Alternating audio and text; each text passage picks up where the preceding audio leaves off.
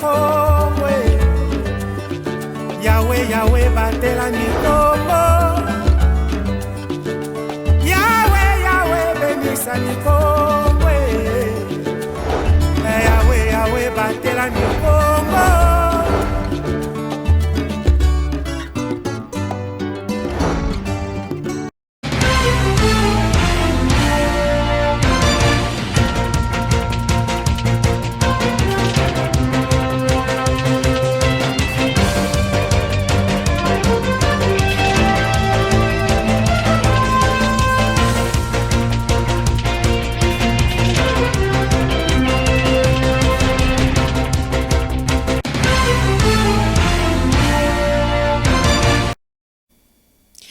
Merci de choisir ma bannière télévision pour vous informer, mesdames, messieurs. Bienvenue dans ce journal.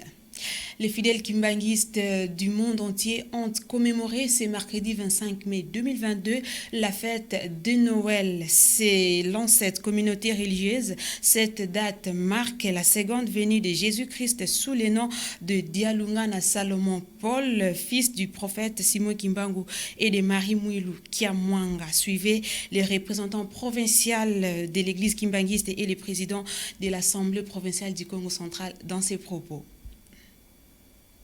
Depuis qu'il est président, c'est la première fois qu'il vient nous rendre visite.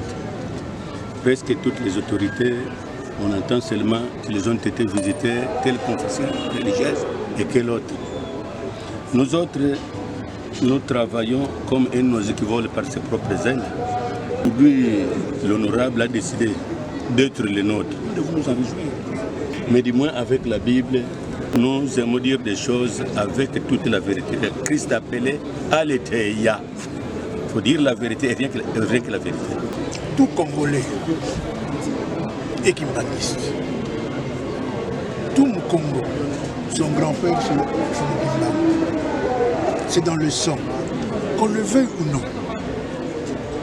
Moi, je suis catholique, pratiquant, mais mon affermissement, je le prends où? Chez les kimbanguistes. Pourquoi? Parce que c'est ça la vérité, c'est ça la Bible. Comme le disait tout à l'heure le pasteur représentant légal, le papa Simon Kimbangu. La Bible, il faut les lire d'une façon suivie. Aujourd'hui, il y a des villes, des villages qu'on ne retrouve plus. Le Christ nous a dit, je m'en vais, mais je reviendrai d'une manière ou d'une autre. C'est de ça que nous vivons aujourd'hui, la vérité, la véracité de l'église kimbanguiste. L'église kimbanguiste n'est que le courroie de ce qu'on attendait par rapport au départ de Christ. C'est pour cela, aujourd'hui, c'est leur date de Noël. Ça se fête. Et avoir l'invitation personnelle, particulière, de certains représentants, je ne pouvais que venir et prier avec eux. Et dans les soucis de faire appliquer les recommandations ici des États généraux de la communication et médias, une délégation de l'Union nationale de la presse congolaise a été reçue le mardi 24 mai 2022 par le ministre de la communication et des médias, Patrick Mouyaya Katembwe. Leurs échanges se sont tournés autour de l'organisation du congrès. Les détails dans ces commentaires de Pacifique Mwanda. Suivez. Près de 5 mois après la tenue des États généraux de la communication à Kinshasa, l'Union nationale de la presse congolaise, INPC, est déterminée de faire appliquer les recommandations issues de cette rencontre des chevaliers de la plume. À cet effet, une délégation de cette corporation de journalistes est conduite par son président, M. Gabi Kouba, a été reçu le mardi 24 mai 2022 par le ministre de la communication et médias Patrick Mouyaya Katembwe. Ce collectif de journalistes sollicite un appui financier auprès du ministre des tutelles pour l'organisation du congrès, l'une des recommandations de ces États généraux. Après ces échanges, le président de l'INPC, Gabi Kouba, a fait l'économie de la rencontre. Il y a eu une recommandation des États généraux de la communication et médias qui a prévu que l'Union nationale de la presse du Congo, pour besoin d'efficacité et de crédibilité, devrait organiser un congrès extraordinaire pour la restructuration de ces structures et la réforme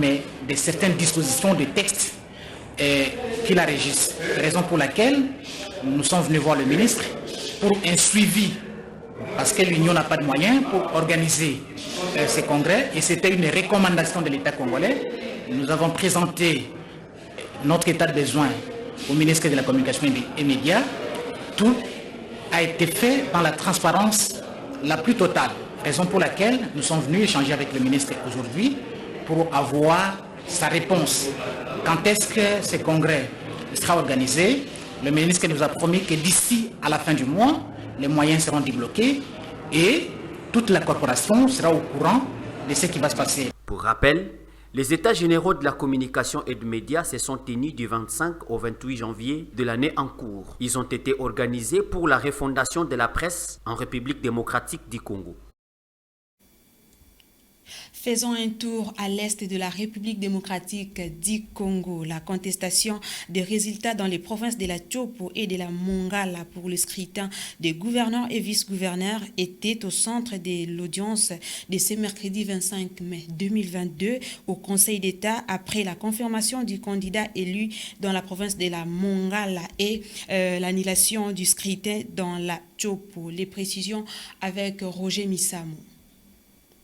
Le Conseil d'État, plus haute juridiction congolaise de l'ordre administratif, a siégé ce mercredi 25 mai 2022 en matière électorale et en renvoi de juridiction dans une audience publique. Comme repris dans l'extrait des rôles, les membres du Conseil ont examiné le recours des arrêts des cours administratives d'appel des provinces de la Tchopo et de la Mongala. Pour la province de la Tchopo, la partie requérante conteste la décision de la Cour d'appel de cette province ayant annulé l'élection du gouverneur pour irrégularité suite à la proclamation par la CENI du candidat le plus âgé après avoir obtenu le même nombre de voix au second tour avec son adversaire. Pour la province de la Mongala, la Cour d'appel a confirmé la victoire du candidat élu ayant obtenu 13 voix sur les 20 votants contre 6 pour son adversaire direct. Les requérants a sollicité la radiation du ticket gagnant pour corruption et fraude électorale. Cela sans pourtant fournir les preuves.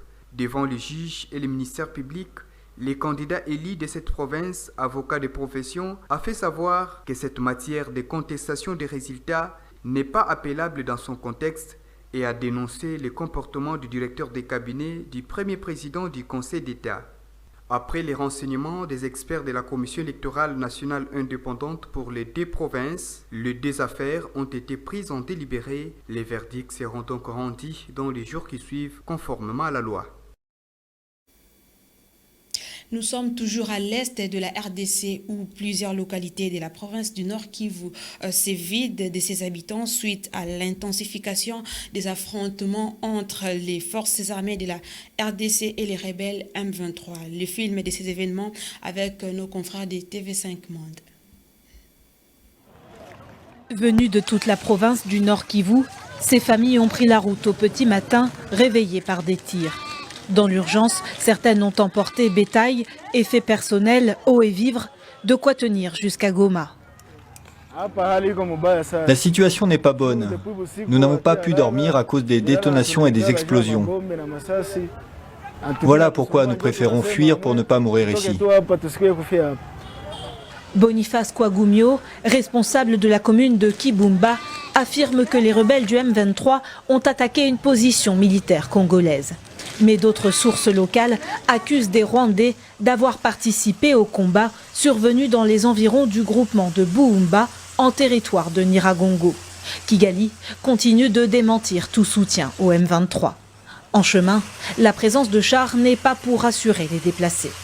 Depuis cette nuit, nous entendons des tirs de balles partout et qui se sont poursuivis jusque ce matin. Dans cette zone sinistrée depuis l'éruption volcanique du 22 mai dernier, les autorités sont dépassées. On ne pouvait pas s'imaginer qu'une marée humaine comme ceci, femmes, enfants, hommes, bétail que vous voyez, malades que vous voyez en train de s'évacuer, pouvait se délocaliser d'un coup sans aucune alerte. Et donc nous sommes devant un défi d'identifier rapidement un site d'accueil. En début de semaine, le Rwanda avait affirmé que plusieurs civils avaient été blessés non loin de la frontière par des tirs de roquettes de soldats congolais et appelé à une enquête urgente. Célébration de la Journée mondiale de l'Afrique. La date du 25 mai a été choisie pour commémorer la fête du continent africain et honorer l'organisation de l'Union africaine. Plus de détails avec ces commentaires de Dié-Christ Malou. La Journée mondiale de l'Afrique ou de la libération de l'Afrique est célébrée le 25 mai de chaque année. Elle marque aussi la date de la création de l'Organisation de l'Union africaine 25 mai 1963. En ce qui concerne l'historique, la commémoration de cette journée a été lancée par de militants afro-américains dans le but de soutenir les efforts du parachèvement de l'unité africaine, mais aussi lutter pour la décolonisation au niveau de l'Empire portugais et régime d'apartheid. La date du 25 mai a été choisi pour honorer l'OUA, créée pour réunir en sommet les pays africains dans un cadre commun pour débattre sur les questions qui dérangent ce continent qui contient 55 pays depuis 2020 ayant 30 415 873 km² de superficie qui regorge près de 1,4 milliard de la population répartie en 5 régions, à savoir l'Afrique de l'Est, de l'Ouest, l'Afrique du Nord, Australe et l'Afrique centrale où est située la République démocratique du Congo. Il s'y est de signaler qu'à l'occasion de la Journée mondiale de l'Afrique, qui marque aussi le 20e anniversaire de l'Union africaine, un sommet sera organisé ce vendredi et samedi à Malabo en Guinée équatoriale. Les crises sanitaires, climatiques, alimentaires et sécuritaires seront au centre de débat de ces cadres qui va réunir les pays des 5 régions africaines. Et dans l'actualité sportive, fin cet après-midi du mercredi 25 mai 2022, des rencontres des quarts de finale du championnat provincial semi-direct. Le deuxième acte entre l'AS Mavungu et l'AS Inga Sport s'est soldé sur la note de 2-1 pour l'AS Mavungu. Cette victoire arrachée au stade d'Amar n'a pas suffi à l'équipe de Matadi de franchir les quarts de finale. Plus de précisions avec Rivanciala. Le pénalty obtenu dans les dernières minutes de la partie a redonné de l'espoir à l'Académie Club Mavungu. En cas de transformation, il permettait aux jeunes académiciens de rester en vie dans le match. Comme à l'aller, la partie a pourtant bien commencé pour l'Académie Club Mavungu grâce à une réalisation dès la 4e minute de jeu. En feu, les Matadiens ont été à nouveau récompensés à la 27e minute sur ces buts partis d'un coup de pied arrêté. Peu avant les 30 premières minutes de la rencontre face à l'AS Inga Sport, l'Académie Club Mavungu a pu refaire son retard des 2 buts concédés à l'issue du match aller. Gérer l'avantage, c'est montrer ne pas être le fort des académiciens après la double confrontation face aux jaunes et or de la cité d'Inga. Mais pour l'entraîneur de locaux, c'est tout sauf le cas. Bien que battu au terme du face-à-face contre l'Académie Club Mavungu, Inga Sport rejoint en demi-finale de l'actuelle édition du championnat provincial semi-direct, la SVB de Kazangulu, la JS4 Étoile de Kisantu et Even Football Club de Matadi. Confiant pour la suite de la compétition, le patron du staff technique de l'AS Inga Sport n'a pas hésité de chiffrer en termes de pourcentage les chances que possède son équipe pour gagner la coupe. La manche allée des demi-finales pour les 4 formations concernées intervient ce samedi 28 et dimanche 29 mai 2022. ASVB se mesurera à Even Football Club, JS4 Étoiles à Inga Sport. C'est la fin de ce journal vespéral. Merci de rester fidèle à Ma Bannière Télévision. Au revoir.